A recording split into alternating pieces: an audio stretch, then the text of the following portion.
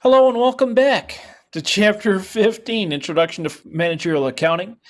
I'm your host again, Dr. B. I apologize for the brief interruption. We had a technology issue with WebEx. Okay, so let's begin by discussing managerial accounting. What is managerial accounting?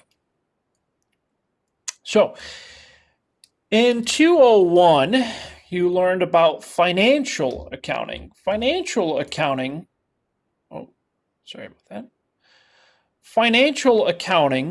is where we explored how the primary financial statements of a business are formulated, how they're created, how they're analyzed. The financial statements of accounting are the income statement, balance sheet, retained earnings, and the statement of cash flows.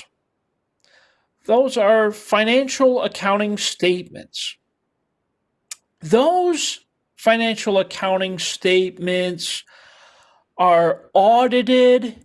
They are used for stakeholders like managers, investors, the government, anyone else who's interested in knowing how the business is performing. Pretty much anyone, right? Those are the people that are interested in the balance sheet, income statement, statement of cash flows, retained earnings. That's financial accounting. That's what you learned in 201, which is much different than what you'll learn about in this course, Managerial Accounting 202. Managerial accounting is more interested in internal reports.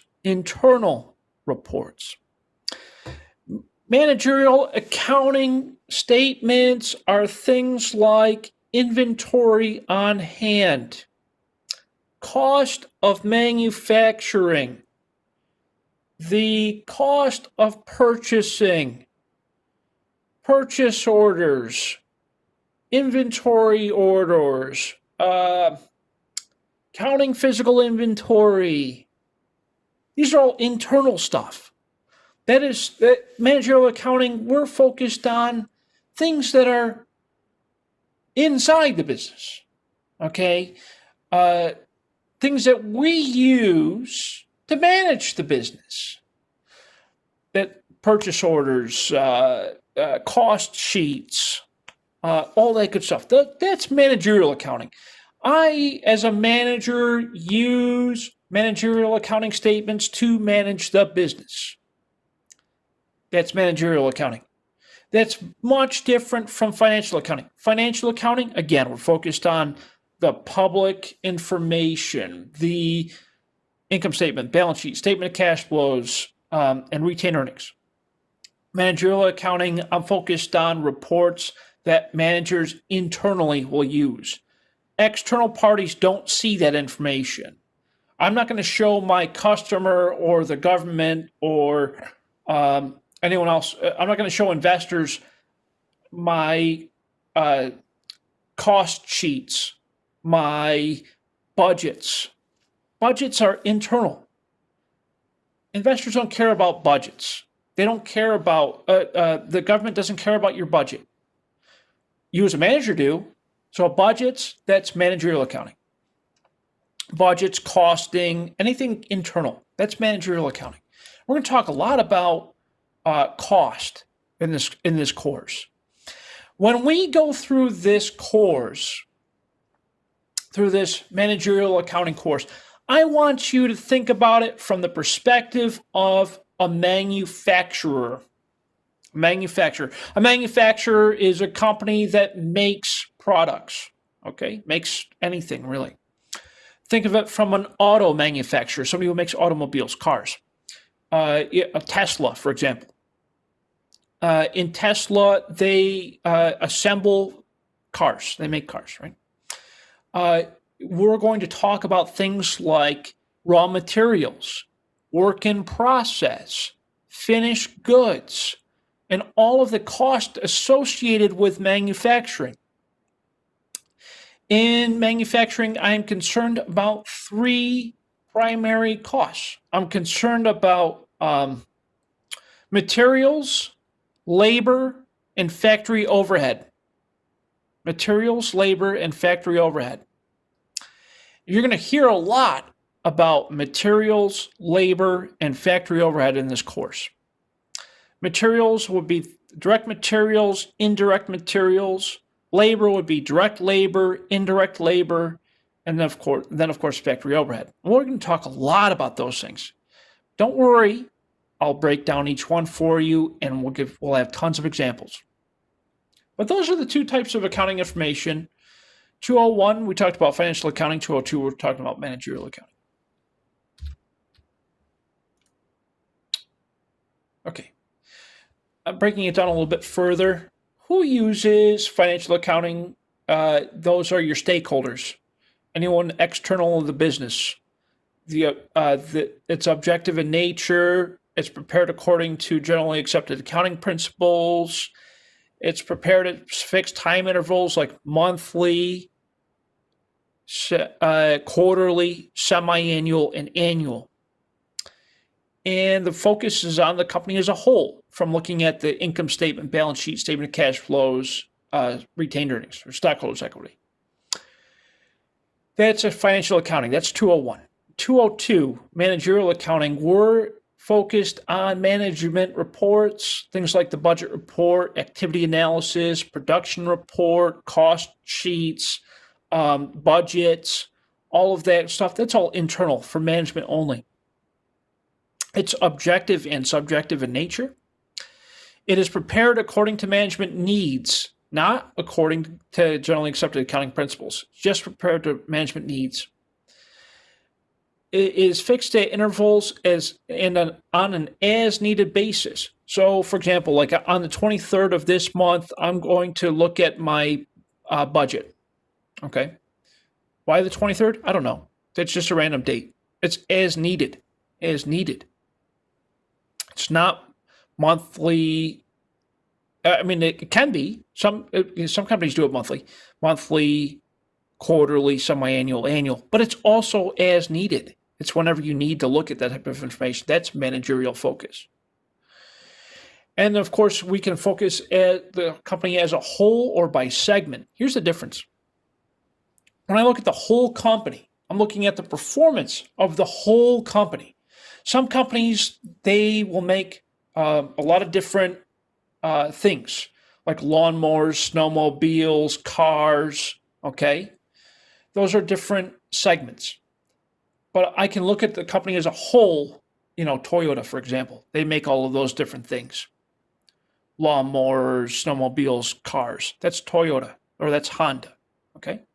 They make all those different those segments. I can look at Honda as a whole company, or I can look at them by segment. The car segment, the lawnmower segment, the snowmobile segment. In managerial accounting, I can look at the company as a whole, or I can look at it in parts, also known as segments. And I'll look at the management reports to focus on.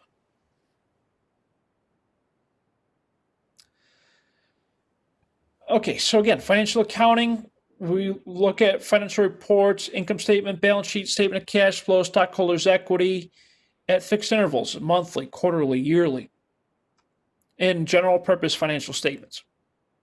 They're prepared according to GAAP. The people interested in financial statements are stockholders, shareholders, creditors, government agencies, the general public, managers, things like that.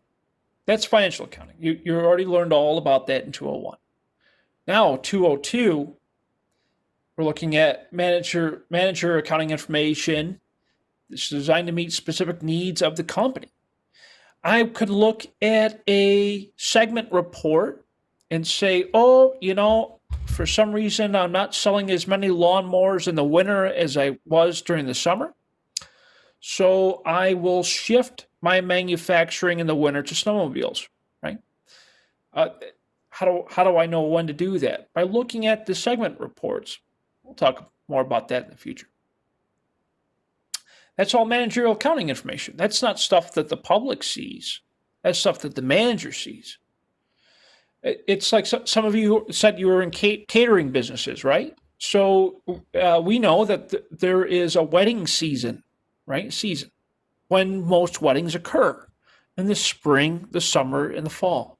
Most weddings don't happen during the winter or early spring. We know that they happen in late spring, throughout the summer, and early fall. So knowing that, my catering business or your catering business would focus primarily on the catering side of things during those months. During the winter months, you might focus more on marketing or to attract new clients. And so you'll look at your sales reports, which are internal, to make those types of decisions as a manager. You look at historical data to provide measures of past operations. For example, when did most of my weddings occur? Well, they happened during the late spring, early summer months. Okay, that's historical data. You'll provide estimates based on that historical data to make future decisions. Tamika, did you have a question? No, I hit the button and my other computer went off. No worries. I understand. Sorry. That's okay. Thank you. So using historical data, I'll estimate based off historical data. We call these trends, right? The historical data, those are trends. Those are things that have happened in sequence, or my sales were higher in certain months and others. Those are trends. And I'll use those trends, which is the historical data, to then estimate what I plan to do in future months or future years. Does that make sense? Or any questions so far? That makes sense. It sounds like you would just take some of the previous readings from your previous statements and then make a estimate of where you would like to be at in the future, so that way you can be either under budget, or either if you're trying to watch out and not go over budget. Exactly right. And I would actually use that historical data to create future budgets as well.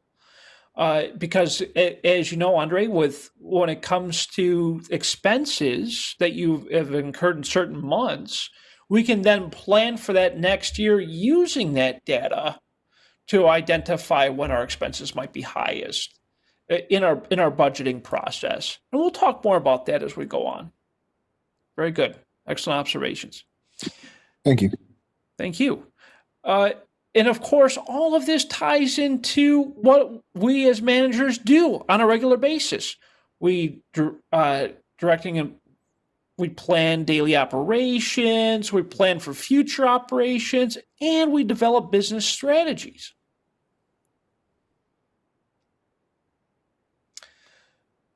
So again, what are the differences? In financial accounting, we utilize generally accepted accounting principles. We publish our data. We provide it to the public at monthly, quarterly, yearly elements, and it's for the business as a whole, right? That's what we learn. The opposite is relatively true for managerial accounting. Managerial accounting, we're focused on for management's use only. We can do it monthly, quarterly, or yearly, but we typically do it as we need it. We can prepare that information as we need it. And we can focus on either the business as a whole or by segments. And segments, another thing with the word segments that you'll find throughout the course. A segment can be a product line. Gave the earlier example of Honda. Honda, they make cars, snowmobiles, and lawnmowers. Those are their product lines. Yeah, that could be a segment. A segment could be a product line. A segment can also be a project. Let's say that Honda is building a new factory. That's a project, right? It could also be sales territories. Honda sells their stuff, their product lines in various territories around the world. We have North America, South America, Asia, Europe, rest of the world, right? Those are sales territories. That could also be considered a segment.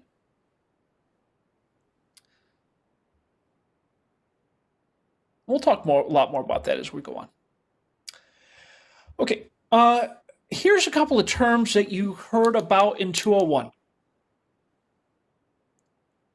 Vertical and horizontal. You learned about vertical and horizontal analysis of the financial statements. Vertical analysis is when we look at our company expressed as percentages on the statements, on the financial statements. Horizontal is we are comparing from year to year. Those vertical and horizontal. That's the financial statement analysis.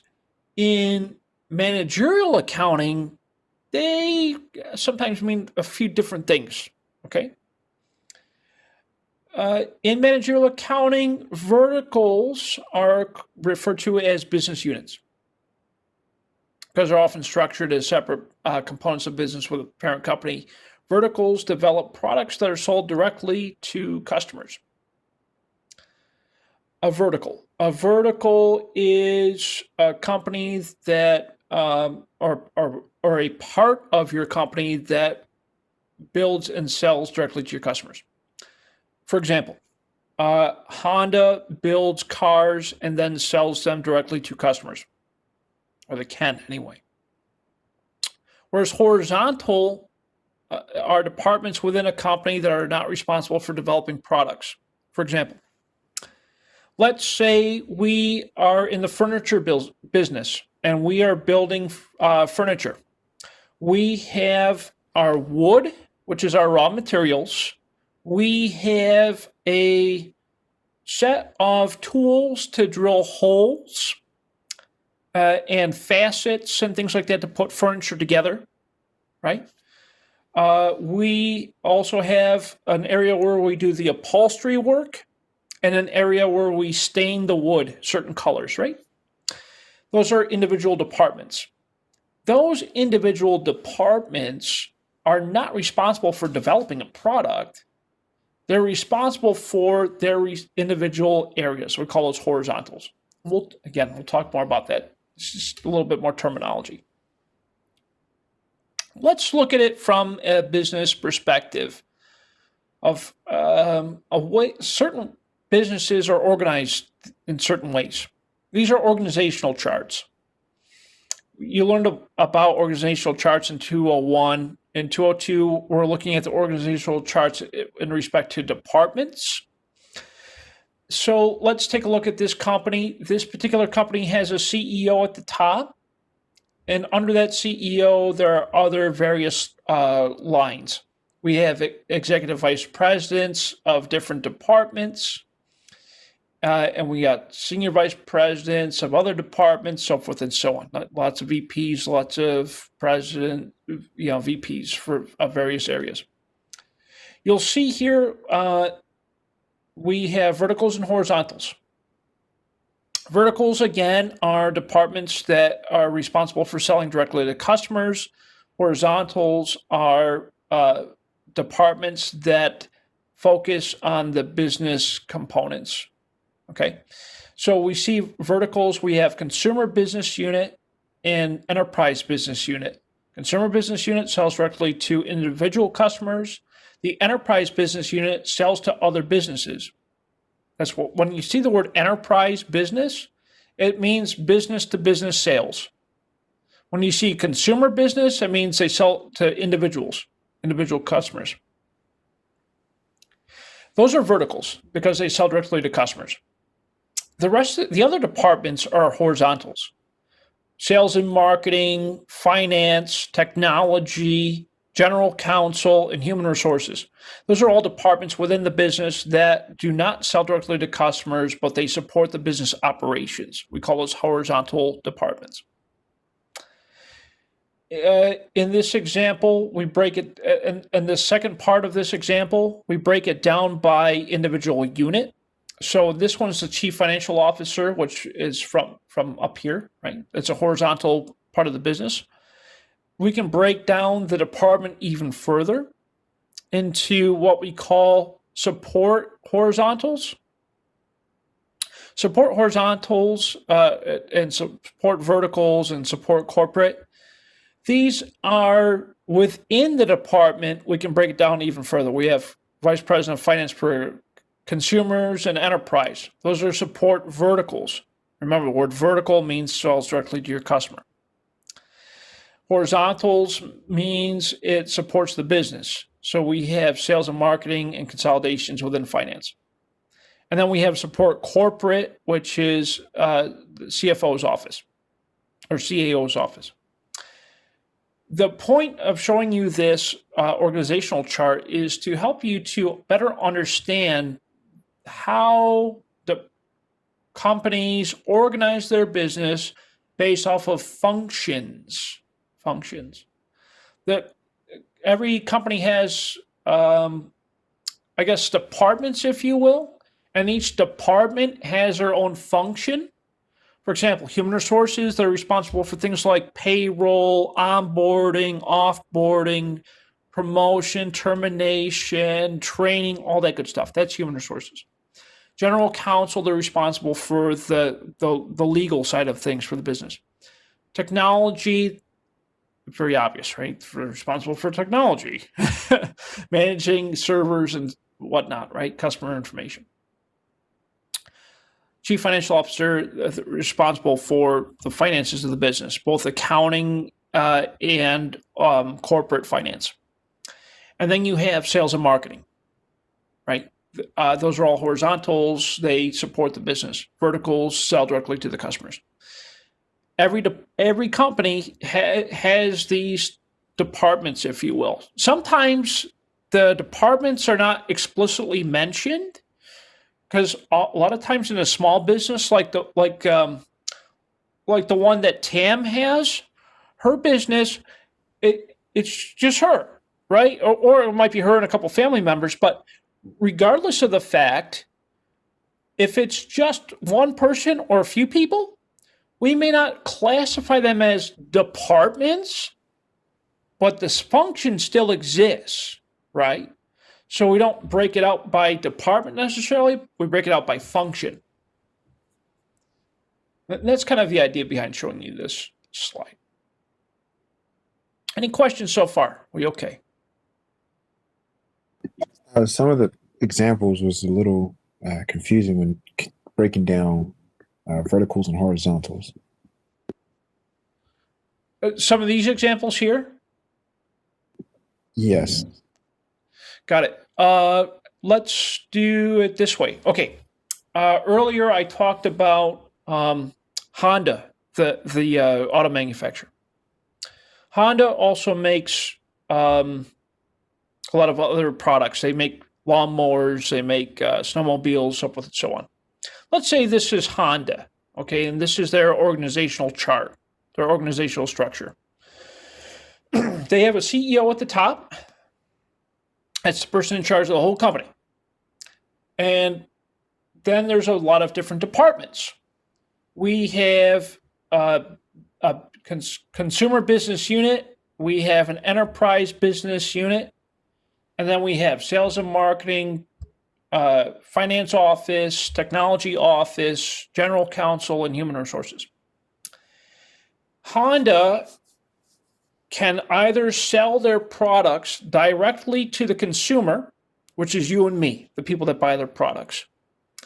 That would fall under the vice president of consumer business. That department would sell directly to us.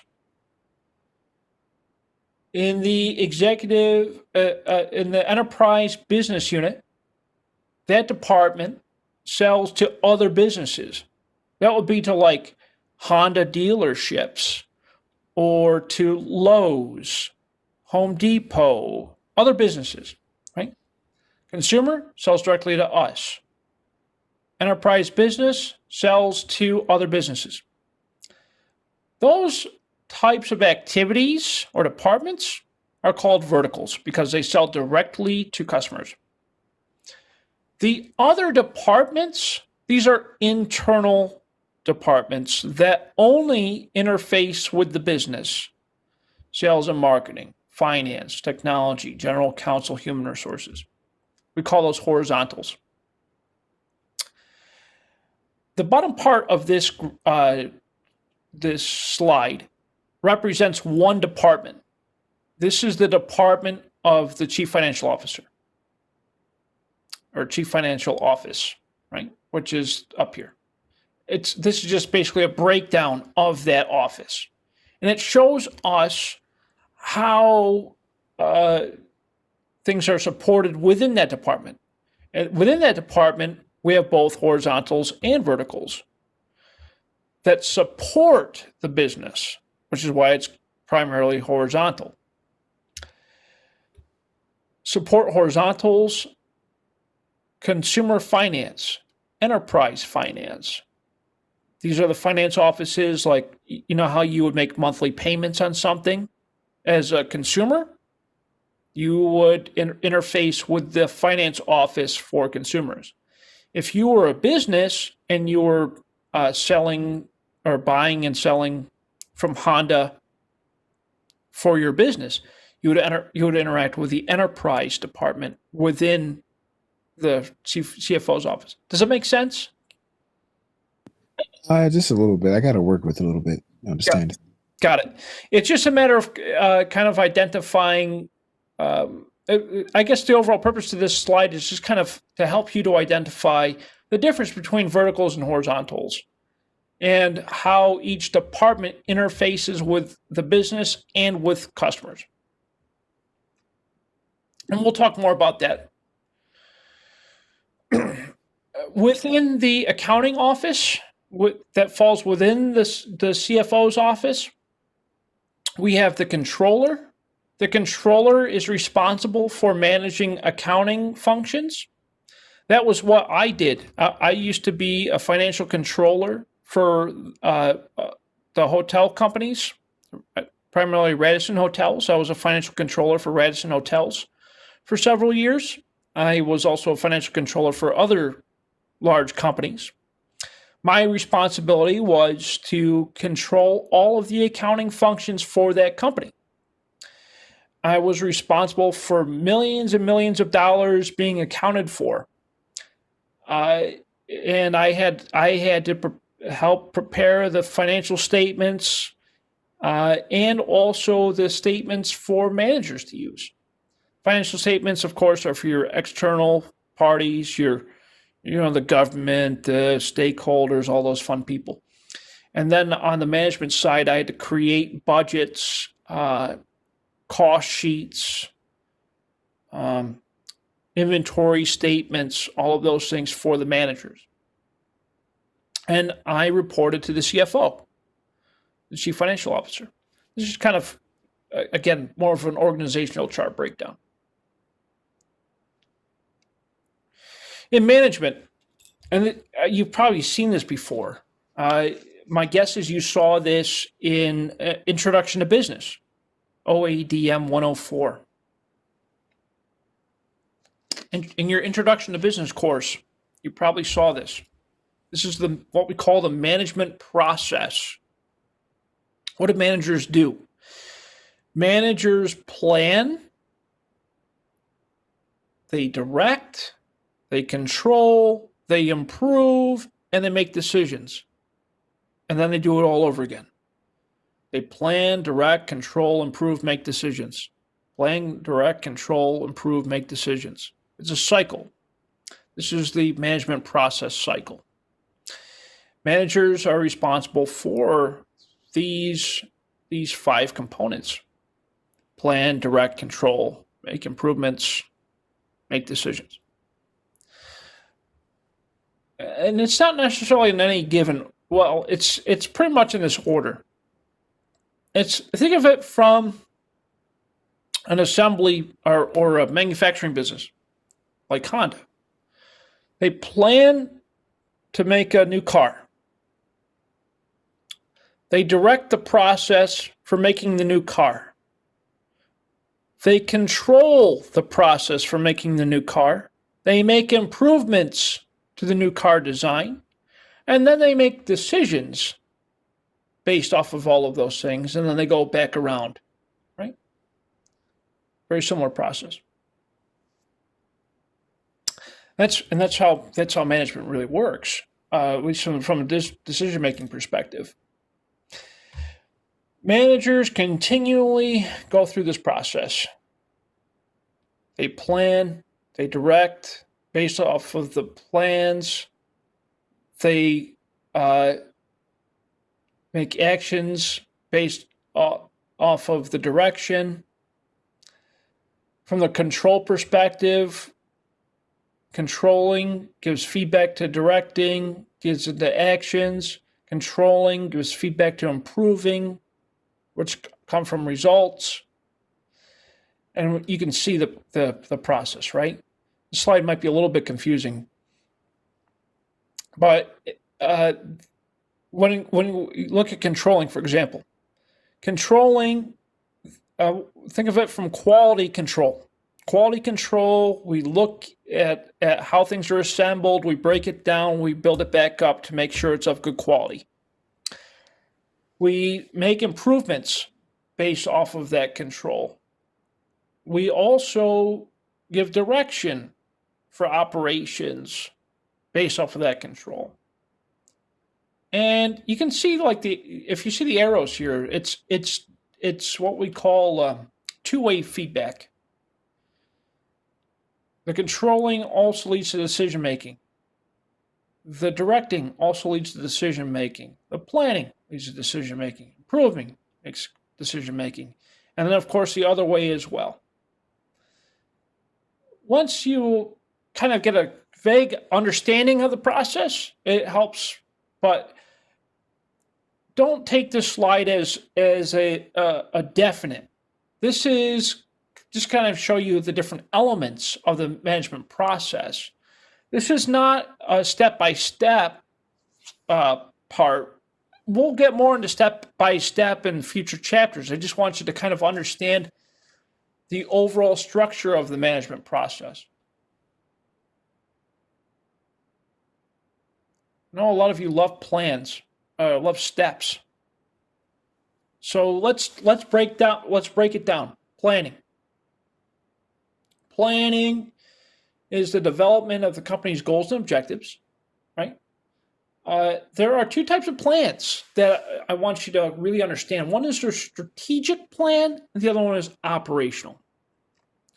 Strategy comes with long-term planning, long-term objectives.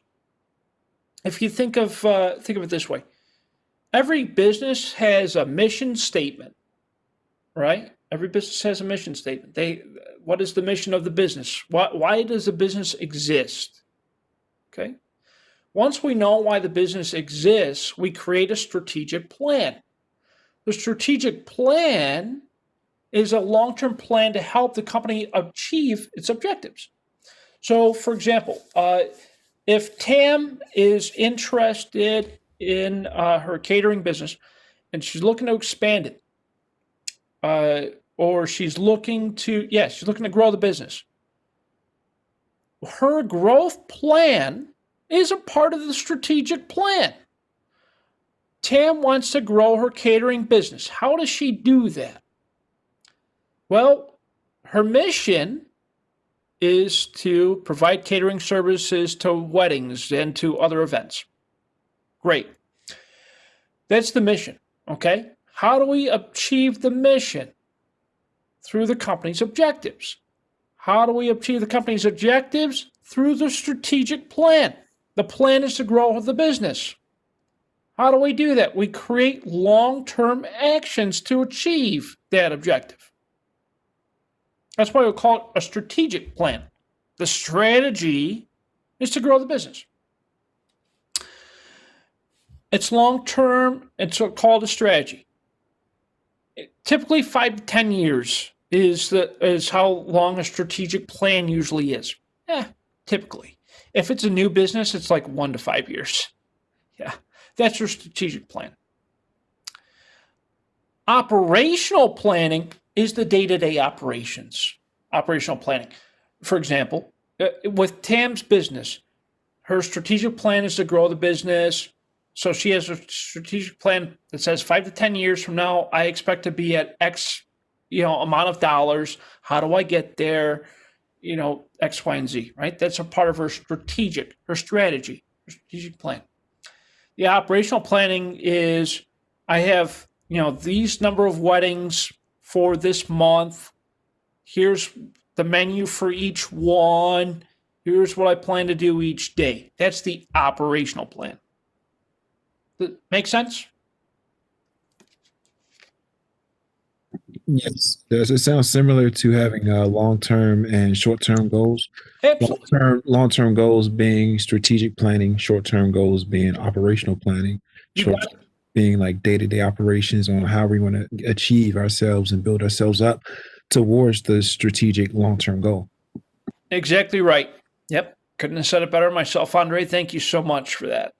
That's exactly right. Yep. Very good. You broke it down pretty simple with the PowerPoint here. Yes. Yeah, it's important that we understand that part because the reason why I say it's important that we understand this is because you'll see that when we talk about the manufacturing parts of business, it's broken out by strategic plan and operational plan. That's why it's important that we understand this concept. Okay, so along the lines of our managerial process, we have directing. Directing is the process by which managers run the day-to-day operation of the business. What do we mean? The director of that department tells you what to do. They direct. They supervise. They direct the flow of the business. So if you're in catering, you'll say, oh, okay, let's say you have the owner of the company, you got the manager. The manager is also the director. They help to control the flow of the business. Okay, this is the weddings that we got planned for this month. The director will say, you take care of this, you take care of this, nice and easy flow by minimizing downtime and interruptions. That's directing. Very simple. Controlling. Okay. Controlling is how we improve. How do we control the quality? Controlling. Monitoring results, comparing it to the actuals. Controlling. You learned about this in 201 when we talked about budgets. From this perspective, I want you, again, for this course, I want you to get into the mindset of a manufacturer, okay? So let's go back to the example. Pardon me. Throat gets a little dry when I talk a lot. Okay. So going back to the example of the caterer. When I control, I'm controlling the cost of my catering operation. Okay? I got the wedding. I got the budget for the wedding for the food. I got the menu. I'm going to then purchase the raw materials. That's the food, right? That's the raw ingredients. I'm going to purchase the raw ingredients, raw materials. I'm going to have a budget for that. I'm going to compare the actual purchase cost to the budget for the purchase of the ingredients. I am then going to make the food, right? Through the recipes. That's work in process. I'm going to compare my work in process performance to the budget for that process. And then the finished good. I'm going to compare the finished good, which is the food ready for consumption, to the budget for that. And throughout, I will also look at the quality of the food, right? That's all part of controlling. And how do I get to the controlling? I use feedback from my customers. I use feedback from my employees. And what, again, the idea here is that we're comparing our actual to our expected. We expect the food from the catering business to be excellent. And then we'll compare it to what it actually is through feedback. Improving just like in life, we all try to improve. We all try to become better people. We all try to become better in our own way, right? Which we should. It's a continuous process. We always try to continue to improve ourselves. We also do the same thing for our business, our products, our processes, our employees. We try to continually improve our business. Objective is to eliminate waste, to eliminate any problems, and to provide the best quality of product or service to our customers at the right time. That's the idea of improving.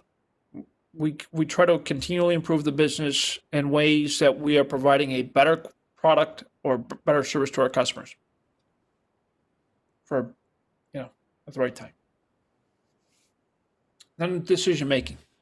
Decision making is inherent in all business processes. We make decisions based off of alternative courses of action.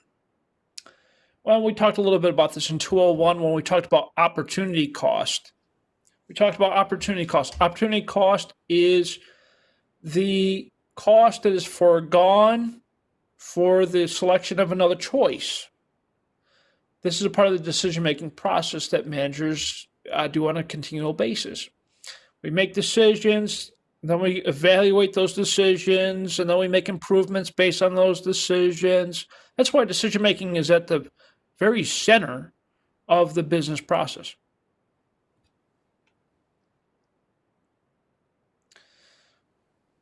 Who uses managerial accounting information? Who uses this stuff? What's it good for?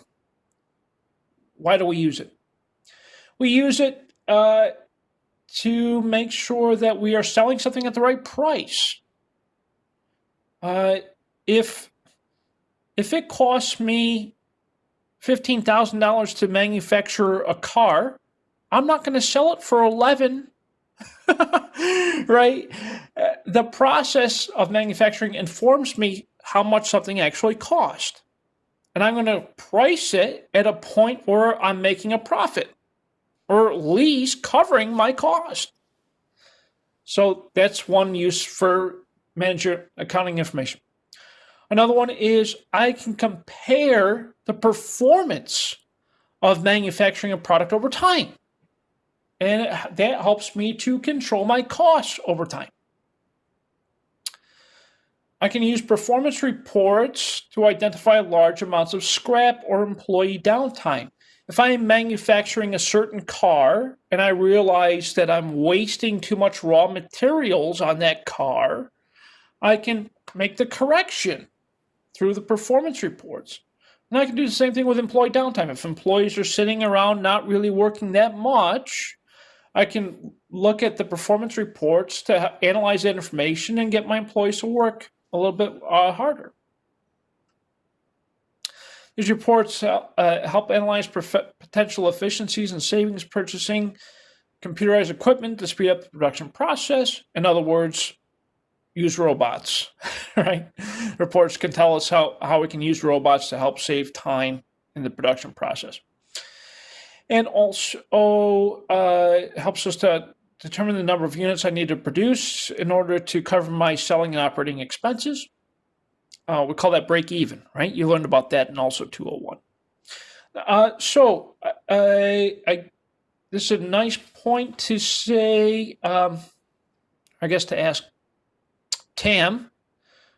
So Tam, in the banking world, in the banking world, what kind of performance metrics do you use for your employees to determine downtime?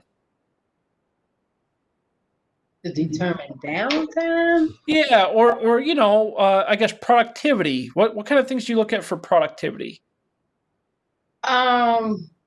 We look at well, what we do is we give everybody a report, and everybody has to do their report and turn their report in by the end of the day. Okay, got it. Okay. Yeah. And so Tam, that report helps management to identify their overall performance. Is that kind of Yeah, because we have different departments. What we do is we manage to see if the assignments can be done in a timely fashion. So if they finish the report at, let's say it take them 2 hours to do a certain report or whatever, then they may, if it only take them 2 hours, then if they get more things that they want to add to it, they'll get a more assignments to do to add to that report or whatever. Very cool. Because the department, when you work in a credit union, it's a little different from a bank. The departments are much smaller, and sometimes you tend to have maybe 1 or 2 employees per department. Mm-hmm. So your hands are in everything. Sure. Yeah, it makes sense. Yeah, your hands are actually in everything. So that was a good thing about me leaving a bank. Because I used to work for Chevy Chase Bank before gotcha. I worked for the credit union. I worked with them for 5 years. Oh, wow. So it was a credit union settings is totally different from a bank. For sure. And only thing is the bank doesn't, I mean, the credit union doesn't really, they're not as strict as a bank far as goals you're making. Okay. They just pretty much within the last couple of years have implementing goals for loans, producing loans, because that's how we make our money. Got you. Okay, that makes perfect sense. Yeah. Cool. And right now with the pandemic, our loan volume has went down. Sure. Because everybody is scared to get loans because they're trying to figure out, well, where am I if I get a loan? Where am I going to make how am I going to make my payment? Exactly. So we're trying to find ways to earn money. Exactly. Yeah. Very cool. Thank you so much for sharing. No I'm sorry. I'm sorry I put you on the spot, but no problem. No problem at all. It helps to get my point across about performance reports and the types of and that you can look at that as managerial accounting, right? Because you can tie somebody's hourly wage or their salary to their performance, and therefore you can help to better evaluate their performance to eliminate waste, right? Right. That's kind of the point behind asking you those questions, is because it helps the rest of us to really see how we use managerial accounting information like that to help the business to continue to improve. Yeah. So awesome. Very cool. Thank you so much for sharing. I appreciate it. No problem. Overall, those are the reasons why, or the usage for managerial accounting information is we take internal data and we utilize it to improve the overall business and to continue operations.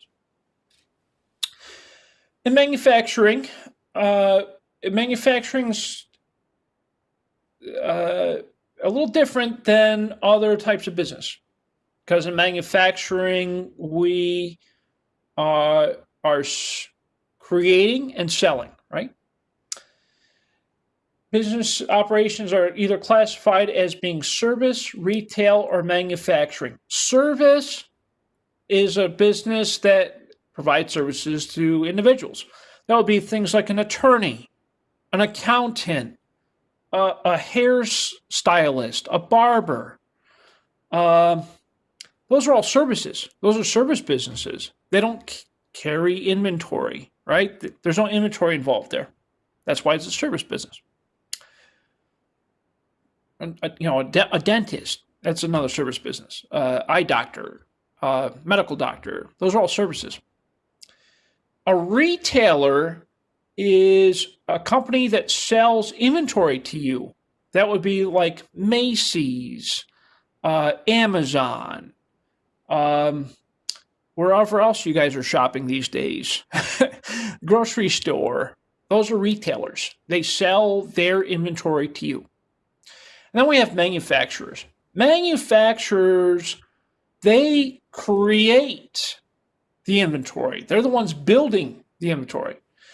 They apply the manufacturing business to service and merchandising businesses. What do we mean by that? We have, let's say that we are a guitar manufacturer. We manufacture guitars, okay? Our name is Legend Guitars. And what we do is we create guitars from wood, string, small metal facets, and then we mold and shape the wood, right, to make the guitar. That's a part of the manufacturing process. So here's how it works.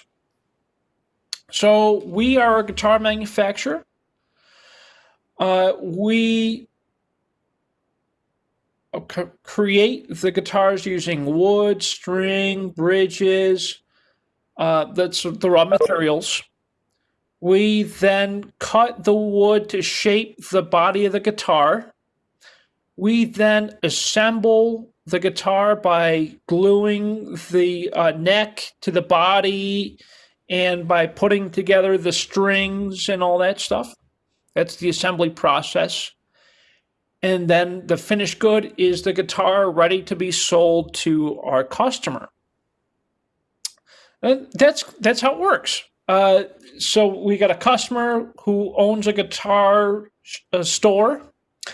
They contact us, the guitar manufacturer.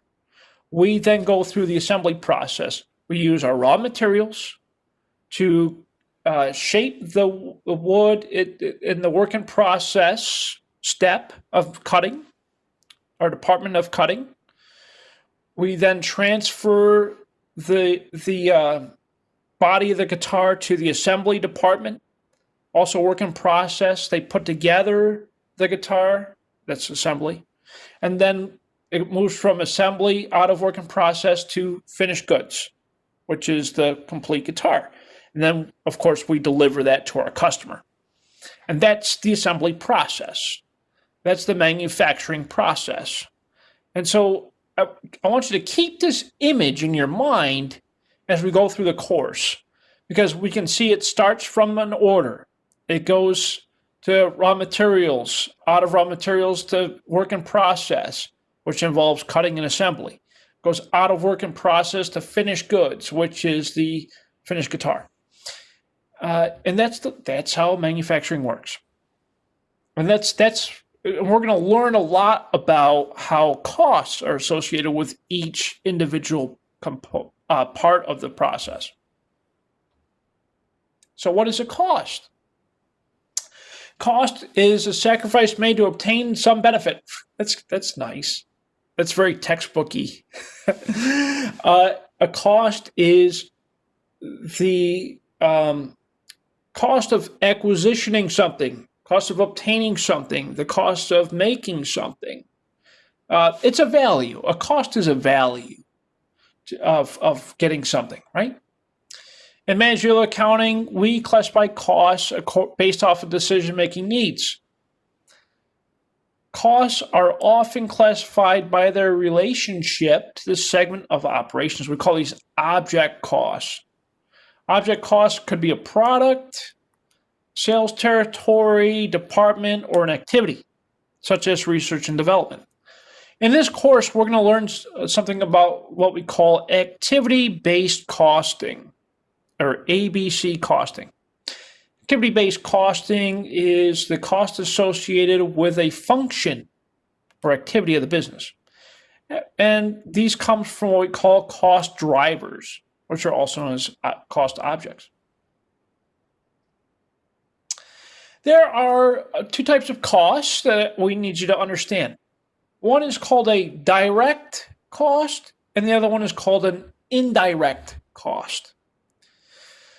There are direct and indirect costs associated with labor and materials.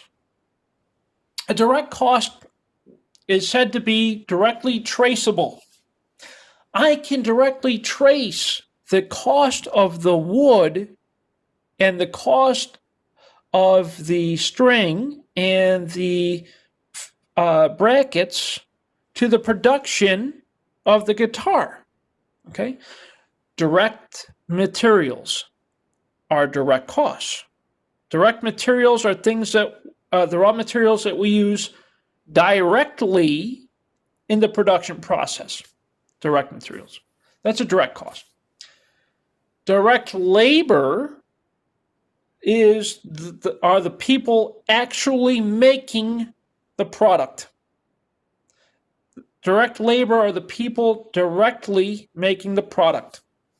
That would be like people that do the wood cutting, the assembly, that type of stuff. That's direct labor. I can directly trace their hourly wage to the production of that guitar. Those are direct costs. Then we also have indirect costs. Indirect costs are things I cannot directly trace to the manufacturing of that guitar. An example would be a supervisor's salary. Okay? The supervisor is responsible for all areas of the plant. Okay? They're responsible for overseeing the people that make the guitars. They're also responsible for people that do other things, like the janitors, the repair people, the office staff. So I cannot directly trace that manager's or that supervisor's salary to the production of the guitar. So therefore, we consider that supervisor's salary an indirect cost. Does it make sense? Questions at all? You can still hear me, right? Yeah. Yes, we can hear you. No I can questions. hear No. you. Good. Okay. I just want to make sure that we're all clear on what is direct cost and indirect cost. Again, direct are costs I can directly trace to the manufacturing process. Indirect costs are things I cannot directly trace. An example would be supervisor's salary. Another example of an indirect cost would be the electric bill. Well, the electric bill is for the whole building, not for just the manufacturing of the guitars.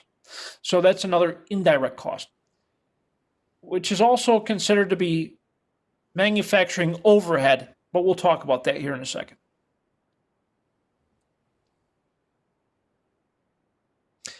So here's how it works.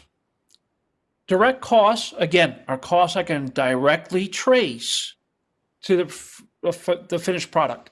That would be the raw materials, wood, string, brackets. Those are direct costs. The people who are directly making those guitars, that's also direct cost. I can trace their hours to the production of the guitars. That's direct cost. And of course, indirect costs are, I cannot directly trace it. Production manager's supervisor salary. While yes, the supervisor is observing how the production process is going, their salary cannot be directly traced to the finished good. So therefore, we call it an indirect cost.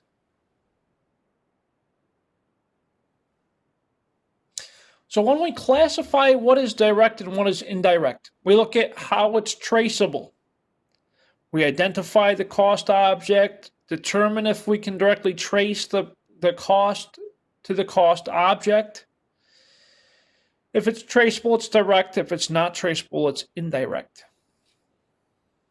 Direct and indirect.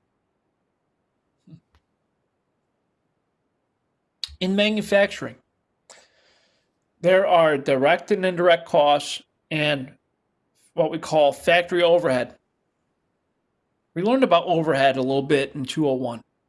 In this course, we're going to do a deep dive on factory overhead.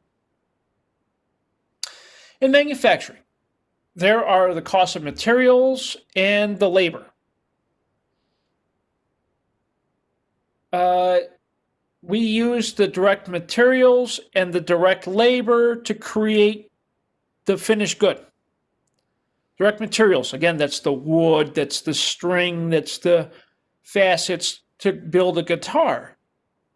The direct labor are the people directly building the guitar. And then there's factory overhead. Factory overhead is the lights, the electric, the rent, the sales and marketing staff. They're related to the manufacturing process, but it cannot be, we can apply it to the cost of that guitar, but we simply take the total manufacturing overhead and we divide it by the cost of each guitar, right? The number of guitars we produced. So I can take my factory overhead and I can apply it to the cost of production by taking the total factory overhead, dividing it by the number of guitars I produced to allocate factory overhead. There's a couple of methods of allocating factory overhead. We'll talk a lot about that in future chapters.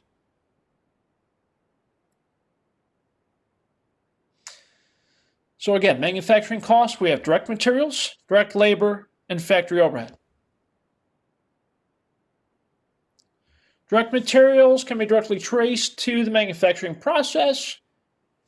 When something's direct, it means that it is a significant portion to the total cost of the product. Significant portion. For example, when we talk about direct materials, we got wood, we got string, we got brackets. Those are primary parts of a guitar. They make up a large portion of the total cost of the guitar. There might be some other stuff, some smaller things like the paint, the stain of the wood, right? When you stain wood, it's how we change the color of the wood, right? That's indirect. The stain is an indirect cost. Why the stain is indirect? Because it doesn't make up it's not a large portion of the total cost. It's very insignificant. That's why it's indirect. When it's direct, it's significant. It makes up the most of the cost. That's when it's direct. The same can be said with labor. Other examples of direct materials, cost of the wood used for the guitar, cost of the electronic components for a television, the microchips for a computer, tires for an automobile. Those are direct costs because they make up a significant portion of the cost. Those are just some examples. Direct labor, the employees that directly manufacture the products. That's direct labor. They make up a significant portion of the total cost of labor. They're directly involved with the process of manufacturing. In our example, it's the employees cutting the wood and assembling the wood. That's direct labor. Other examples, mechanics for repairing a car. Machine operators for manufacturing tools. Assemblers for building a laptop computer. These are the people that are directly related with the manufacturing process. That's why we call it direct labor. Factory overhead. Here we go. Factory overhead is where we're going to spend quite a bit of time in this course because it's the most complex area of cost. These are costs other than direct materials and direct labor that are incurred in the manufacturing process. Call it factory overhead cost. Sometimes it's called manufacturing overhead or factory burden. In this course, we'll primarily call it factory overhead cost and sometimes manufacturing overhead. The two terms are interchangeable. Factory overhead costs are indirect. These include things like heating and lighting for the factory, repairing and maintaining equipment, property taxes, depreciation, insurance. These are all things that are incurred in the manufacturing process, but are indirect. So what we typically do is we take all of our factory overhead and we divide it by the number of units we produced in order to identify our factory overhead cost per unit. We'll talk a little bit more about that here soon.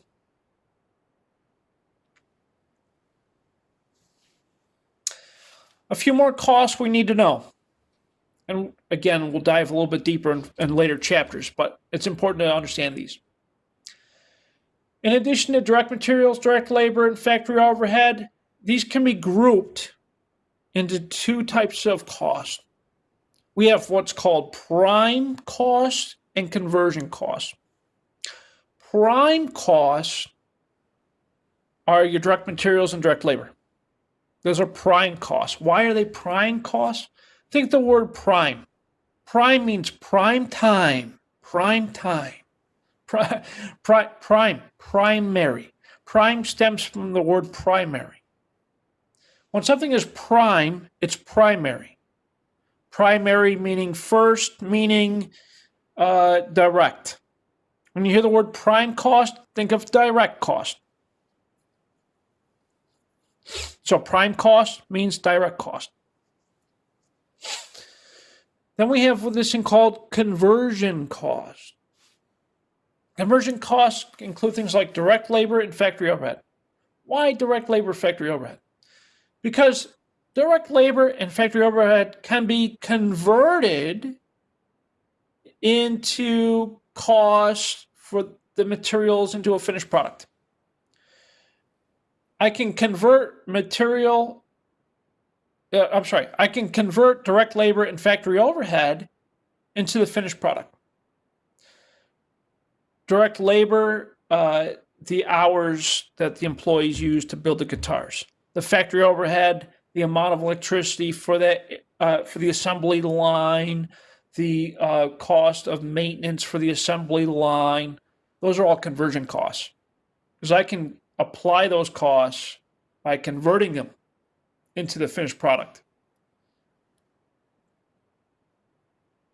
Direct labor can be classified as both a prime cost and a conversion cost. That's the point here. Any questions so far? You're all still awake? Still here, Professor. Just kind of sinking everything in. Yeah, exactly. Yep. Let it absorb. Okay, just making sure. I know sometimes these late courses, I get a little sleepy. Okay, so remember, prime costs are direct costs. Prime means direct. Prime, primary. Prime, primary, direct cost. We also have conversion costs. Conversion costs are the cost that I can convert into the finished good. Prime, primary. Prime, primary, conversion, convert into finished good. That's a way to think about it. Right? It's just a matter of correlating the words. So we talked a lot about costs. Let's talk a little bit more about costs. We talked about primary cost, conversion cost, direct materials, direct labor, factory overhead. Now let's talk about two types of costs, or classifications, I should say, of costs. The cost of the finished good involves what we call product cost and period cost. Product cost, that's your direct materials, direct labor, factory overhead. Those are product costs. Period costs are the costs associated with selling that product. That would be selling expenses and administrative expenses. Selling expenses are incurred for the marketing and delivery of the product to the customer. I got to get the guitar to my customer. How do I do that? I got to market it to them. I got to sell it to them. I got to deliver it to them. That's selling expenses. And that is a period cost for that product. And I also have administrative expenses. I incur expenses that are not directly related to the manufacturing or selling functions, but they're still costs incurred. For example, I have administrative expenses where my billing department needs to send the bill for the guitars to my customer. That's an administrative expense. The administrative expenses there is their salaries, right? Other administrative expenses will be like office supplies, things like that. It's administrative expense. It's related to the manufacturing or selling functions, but not directly. Not directly. Those are selling administrative expenses. That's a period cost. So breaking it down by example, production costs or manufacturing costs, direct materials, direct labor, factory overhead. You can see the individual parts, right? Direct materials, that's the wood, the string, the facets. Direct labor, somebody's got to saw the wood, somebody's got to glue or assemble the guitar. That's direct labor. Factory overhead, guitar strings, wages for the janitor, power to run the machines, depreciation expense, sandpaper, oil for the machines, salary and production. There's tons of factory overhead costs, tons and tons and tons. But remember, factory overhead costs are not things I can directly apply to each unit. So what I do is I take all of those, divide it out by the number of units produced. We'll talk more about that. And then, of course, we have our period costs. Selling administrative, that includes things like advertising, salaries, commissions, anything related to selling the guitar to our customer. Then the administrative expenses are office salaries, office supplies, depreciation, things like that. Product costs and period costs are incurred. So you probably remember this principle from 201. We record the cost as they are incurred. Okay? We record the costs as they are incurred. Matching principle, right? So the same is true in managerial accounting as it is in financial accounting. We record the costs as they're incurred. When we sell inventory, the cost of goods manufactured, sold, is reported as a cost of goods sold on the income statement. So just like you learned from 201, when we sell inventory that we manufactured, we made the guitar, then we sell the guitar. When we make it, it goes into finished goods, right? When it's done. Finished goods is inventory. That's a part of inventory. When you look at inventory on a balance sheet, you see raw materials, work in process, and finished goods. Those are the three types of inventory. Finished goods are the goods that I can sell to my customers. When I sell them, I reduce my inventory, my finished goods inventory, and it goes from the balance sheet onto the income statement. It goes from the balance sheet onto the income statement as a cost of goods sold. Instead of it being cost of goods sold, it's called cost of goods manufactured. Cost of goods manufactured. Instead of just cost of goods sold, it's cost of goods manufactured. It's also reported as cost of goods sold. It's the same thing, cost of goods manufactured. Period costs are reported as expenses on the income statement in the period in which they're incurred. Remember the matching principle. as they never appear because those don't appear on the balance sheet. You're not going to see salaries on the balance sheet. That's not an asset. It's an expense. Okay.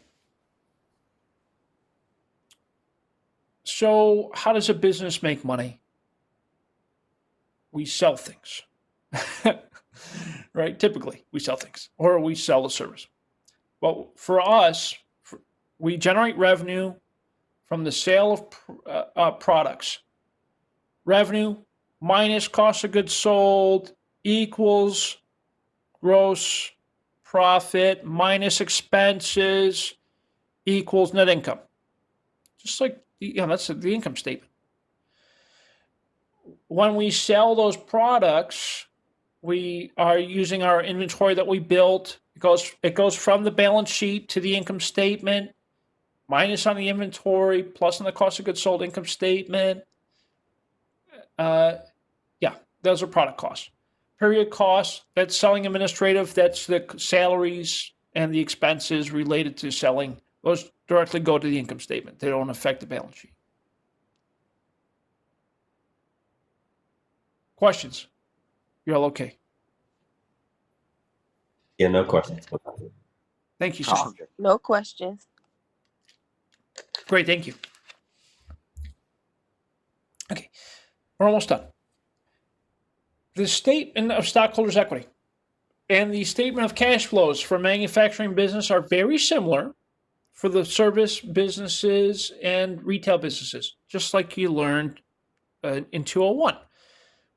In this course, we're not going to be doing a whole heck of a lot with stockholders' equity or the statement of cash flows. We're primarily going to be concerned with the balance sheet and the income statement. The balance sheet and the income statement for manufacturing businesses are more complex than what you learned about in 201. Because manufacturers make the products and sell the products.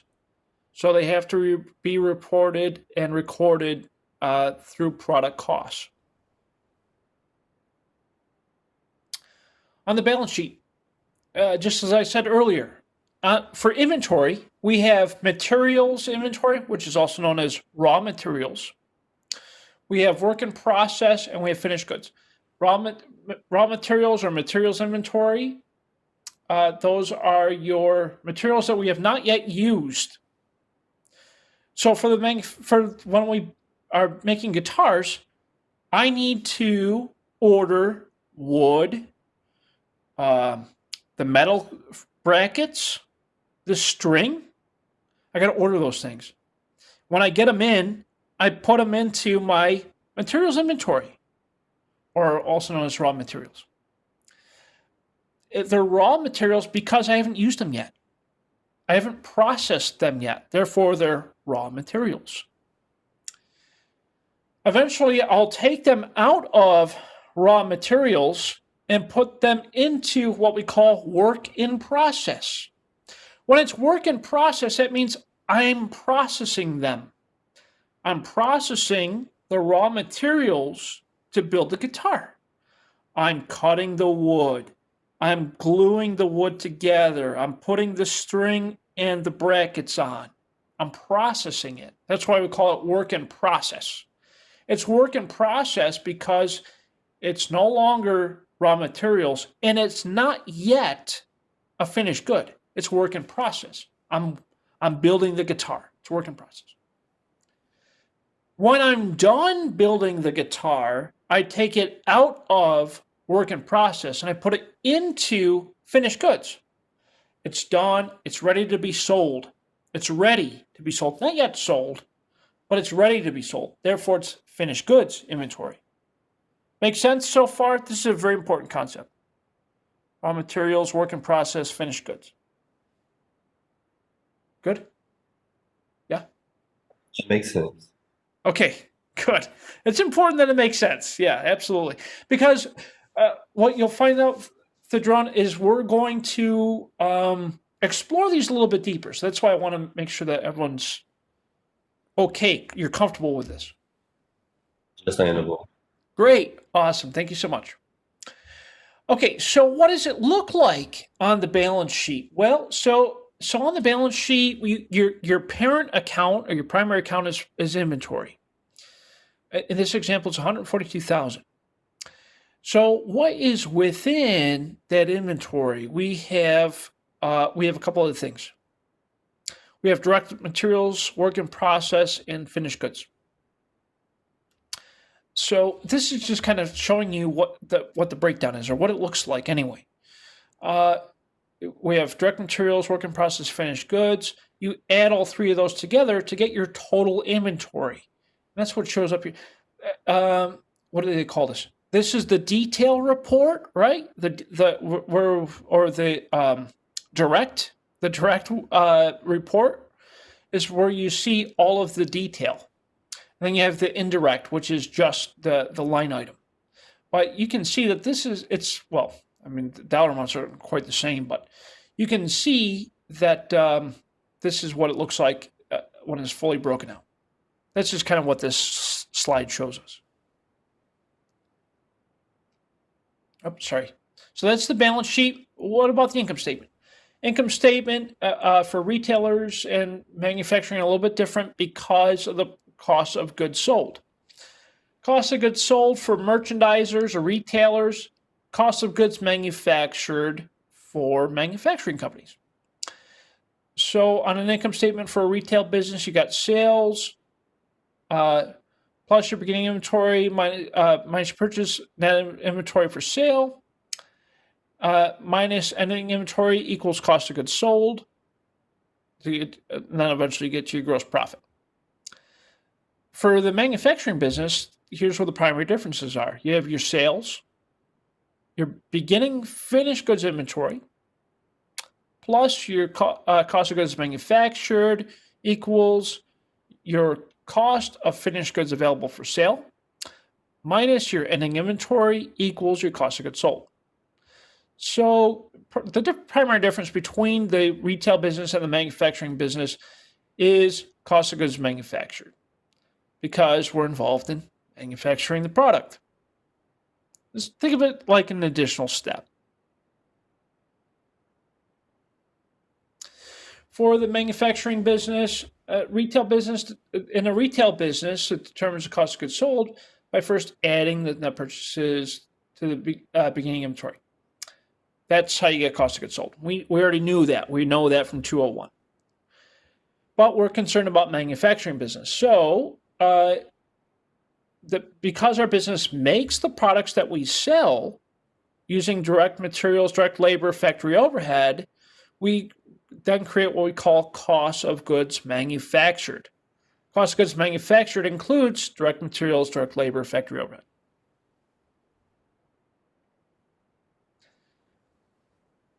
Here's a new report. You probably haven't seen this one before. It's called the Statement of Cost of Goods Manufactured. The Statement of Cost of Goods Manufactured is a managerial accounting report that manufacturers will generate to summarize the cost of goods manufactured during a particular time. Again, that time could be a month, a quarter, semi-annual, annual. Or it could be at any other given time, right? So what does it look like? Statement for cost of goods manufactured.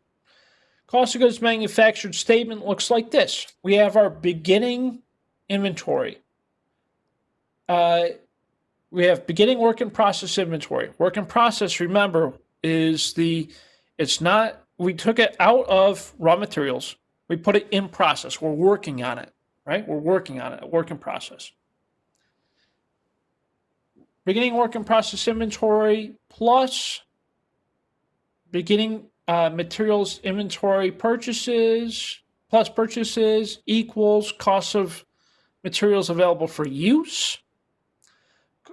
When you see this, it says cost of materials available for use. The word available for use means that we can use those raw materials to then start to build our products. Available for use. My raw materials are sitting over there. I can use them. available for use.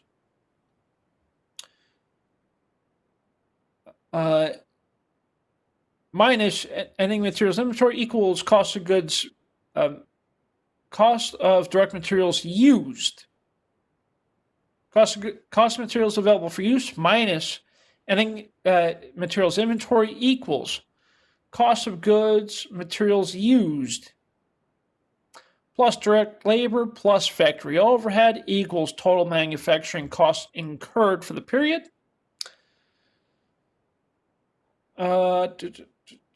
So yep, you add those three up to get your total costs, total manufacturing costs for the period. You take your beginning work in process inventory plus your total manufacturing costs for the period equals total manufacturing costs minus ending work in process inventory equals cost of goods sold. I know it's a lot.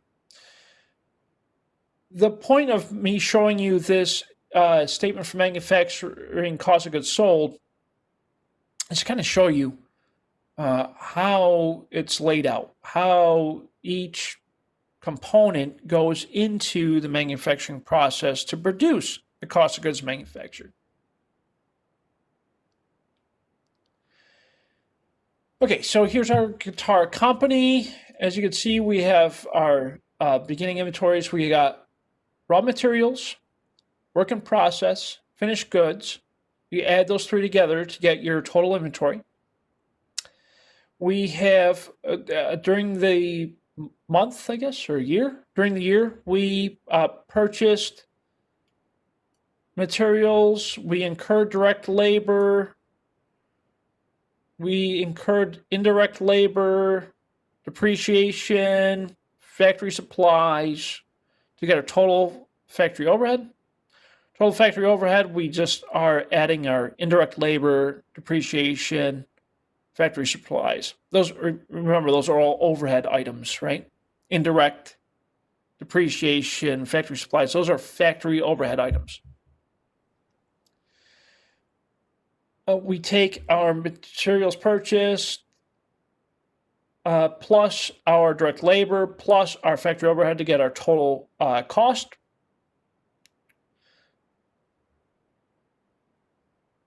We will take our sales, selling administrative expenses, and selling administrative expenses. And all of this, as you know, are laid out on the income statement. So basically, once you get to here, the $254,000, that is your cost of goods manufactured. Yeah. And then your sales, your sales, of course, your revenue. Your selling and administrative expenses, those are your period costs.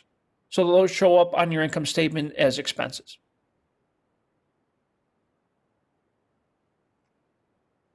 Statement of cost of goods manufactured is prepared in 3 steps. First, you determine the cost of materials used. Then you determine the total manufacturing costs incurred. And then, of course, you determine the cost of goods manufactured. And here's how it looks from the balance sheet as being transferred to the income statement. Let's see. Okay.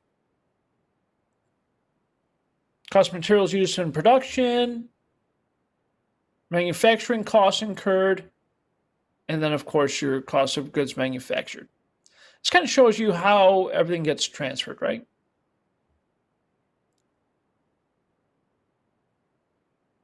Here we go. This is the transference for the from the income statement to or from the statement of costs of goods manufactured to your income statement. Statement of cost of goods manufactured, work in process inventory, beginning of the year, your direct materials plus purchases, materials inventory plus purchases equals cost of goods available for use, minus ending inventory for materials equals cost of materials used. Then you have your direct labor, your factory overhead, which includes indirect labor, depreciation, factory supplies, your total factory overhead you take your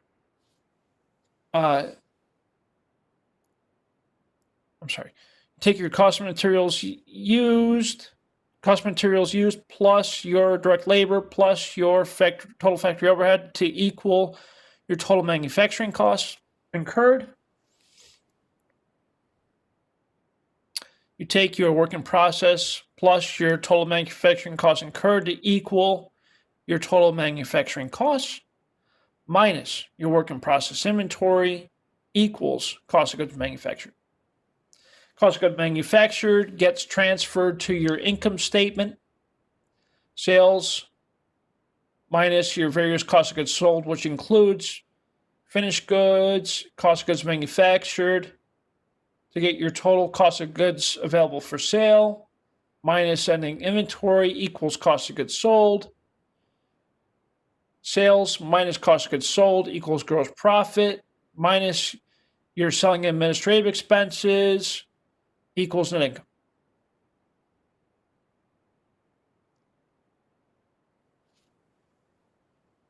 This is just a nice visual to show you how the information flows. Manufacturing costs, you have your direct materials. Unused direct materials is simply materials inventory or raw materials inventory. When we use direct materials, it goes from raw materials inventory to work in process, to the manufacturing process. When we don't complete something in the manufacturing process, it becomes work in process inventory. We apply direct labor to the manufacturing process and direct materials to the manufacturing process to, of course, manufacture our product. When it's unfinished, it becomes work in process inventory. When it's finished, it becomes finished goods. And then when we sell our finished goods, it becomes cost of goods sold. And you can see how it comes from the balance sheet to the income statement through cost of goods sold. Nice visual flow. What are the differences between manufacturing and services? Well, of course, the manufacturer is also the seller. So there's materials, work in process, finished goods inventory. For services, it's just the inventory limited to supplies. In manufacturing, both products and period costs apply. For services, it's only period costs. It's just the differences, right? Okay, we're almost done. We got like 3 slides left. Yay! Okay. A formula. Oh my goodness. Dr. B, first day, you're hitting us with a formula. I know. I'm sorry. That's how accounting works. Here we go. Utilization rate. The utilization rate measures the use of a fixed asset in serving customers relative to the asset's capacity. Oh my goodness. That's a mouthful. In other words, when we utilize something, we are using our assets to produce something for our customers. Utilization, we're using it, okay, to produce for our customers. The utilization rate is something that we compute in manufacturing because we need to understand how well we're using our factory equipment and our people and our factory overhead to produce a product for our customers. We're utilizing our assets. A higher utilization rate is considered favorable, lower, not so much.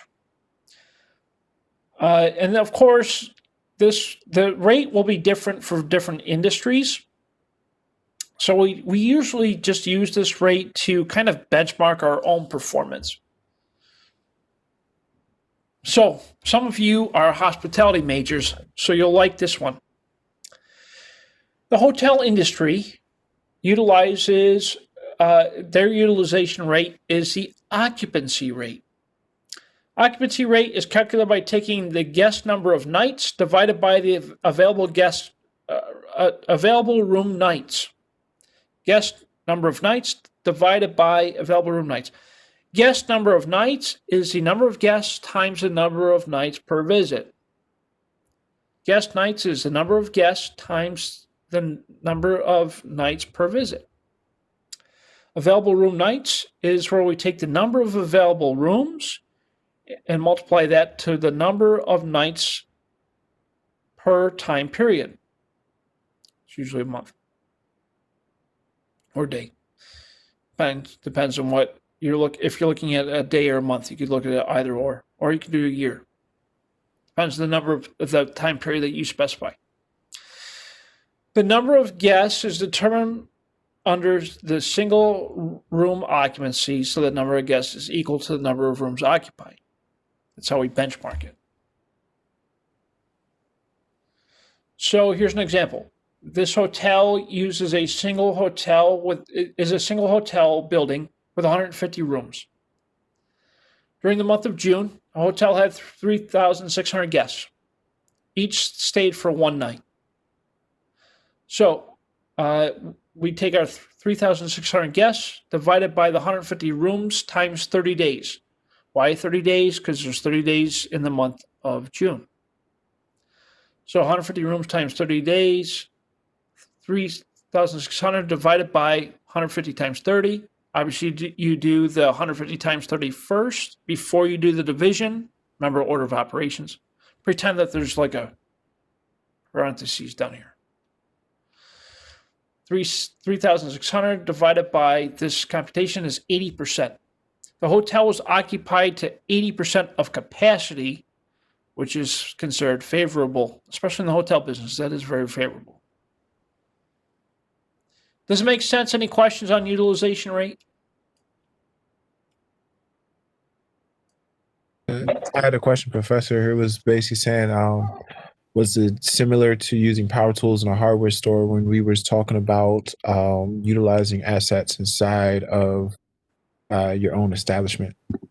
Yeah, absolutely. Yeah, so you can look at it that way as well. For example, let's say you go to Lowe's, okay, or Home Depot, and you walk in and you have some wood that needs to be cut to a specific size, or tiling that needs to be cut to a specific size. So the more that bandsaw is in use, the higher the capacity rate. Does that make sense? Yeah, a little bit, yes. Can we go? Is it okay to go back a couple slides to kind of look at it a little bit? Yeah, absolutely. So utilization rate is how often we're utilizing our assets in order to produce revenue, right? So the idea here is that we would take the number of customers that we have that need their wood cut, and we would divide that by the number of days for that month. And so that would be the occupancy rate for that saw. Okay, I see. Or utilization rate for that saw. Yeah. And then we would then calculate the utilization rate, and we would then input the utilization rate into like one of our like balance sheets, or yeah. Well, we actually the only reason why we calculate utilization rate is so we as managers can understand how frequently we're using our assets to generate revenue. So it's really just used as a ratio for a ratio for a benchmark, and that's really the only purpose. Like you won't find a utilization rate on a balance sheet or an income statement or anything like that. We would just use it as a separate formula for internal purposes only, for management to understand how well they're utilizing their assets. Okay, that makes more sense. Thank you, Professor. My pleasure. Absolutely. Are there any other comments, questions, or concerns? Anything at all for this chapter? No? What about for the course? Does everyone feel comfortable? Do we feel that we're prepared for the next 15 weeks? I feel like, yeah, I'm gonna be a little prepared. I just got to make sure that just get the homework assignments done and turned in before Sunday. Exactly. Yep. And again, thank you for saying that, Andre. So what I'll say to that is, yes, please, everyone, make sure that you are timely with your homework submissions. That for this week, it's the Chapter 15 quiz. For next week, what I'll do is I'll post the recorded video because next Monday is a holiday. I'll post a recorded video. And you, of course, feel free to ask me questions, email me, call me, set up office hours, all that good stuff. If you are having problems with your textbook, please make sure to email me. I will then contact the bookstore manager with your name, and I'll copy you on the email so the bookstore manager can then assist you properly. I know that sometimes getting a hold of the bookstore is a pain, so that's why it's better that you go through me, because I can get in their face and be a little bit more effective. So yes, if you have problems with the book, accessing the book, please let me know. I'll take care of that for you. Thank you. I'm sorry, Professor. Are we using the same book that we used last Same book. semester, right? Yeah, that's right. Yep. Same book. Okay, I already have it. Okay, thank you. Absolutely. Anything else, Andre? Oh well, thank you, Professor. And yeah, I've sent the email to you. Awesome. Thank you so much. Cool. Are there any other comments, questions, concerns before we call it a night? The syllabus, you're going to revamp it and upload it today? That's right. Yep. I will. I'll also email it out. Okay. Yep. Thank you. My pleasure. Just to make sure, Professor, we do not see or meet with you on Wednesday unless we No have Wednesdays. It's just Mondays. Right. Yeah, this class only meets on Mondays. Yep. Good question. Yep. We only meet on Mondays. We meet every Monday from 5 to 7:50. Those are our hours for this course. Yep. Good question. Thank you. My pleasure. And in most cases, we probably won't go the full time, just so you know. Each chapter, we usually average about an hour and 20 minutes. Usually for the first day, it's usually a little bit longer, just because, introductions and technology stuff and all that. So good questions. Okay. Anything else before we call it a night? Everyone's good? Well, I hope you enjoyed the first session. I know I did. Minus, of course, the technology issue.